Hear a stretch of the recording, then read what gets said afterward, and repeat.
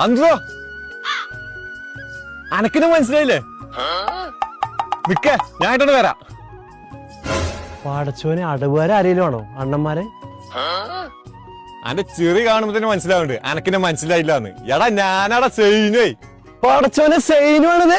കുരിപ്പ അവിടെ നിക്ക, ഞാൻ അങ്ങോട്ട് വരാം.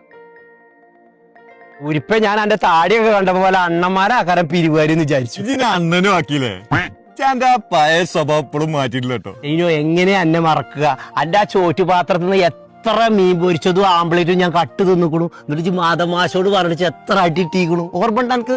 അതൊന്നും മറന്നിട്ടില്ലല്ലേ? അത് മറക്കൂല. അതൊക്കെ രസമല്ല കാലം തന്നെ ഇതിലെ. അത് പറഞ്ഞപ്പോഴാണ് ഞാൻ മാധവ മാഷിന്റെ മീശം എത്ര തൂങ്ങി കളിച്ചതാണ്. ആ മാഷ മീശ കണ്ടിട്ടാണ് ഞാനും മീശ വെക്കൽ തുടങ്ങിയത്. കാക്കുവോ നിങ്ങൾ ഇവിടെ ഒന്ന് നിക്ക. എവിടേക്ക് അന്വേഷിങ്ങളെ? അന്ത്രോ ഇതാരാ? സൈനോ എന്റെ അഞ്ചൻ കുട്ടിയാണ് അത്. ബാബുവാണത്. ഇജങ്ങട്ട് വലുതായല്ലോ. അന്നെ എനിക്ക് തീരെ മനസ്സിലായില്ലോ. പൊന്നുവാ കാക്കുവിന്റെ കുട്ടിയാണ്. നടക്ക്, ഞാൻ എപ്പോഴും വരാട്ടോ.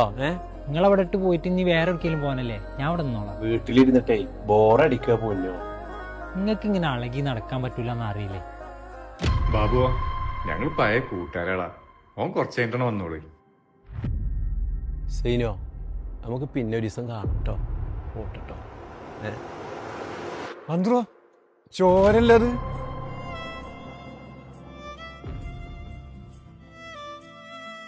കാക്ക് സുഖമില്ലാത്ത ആളാണ്.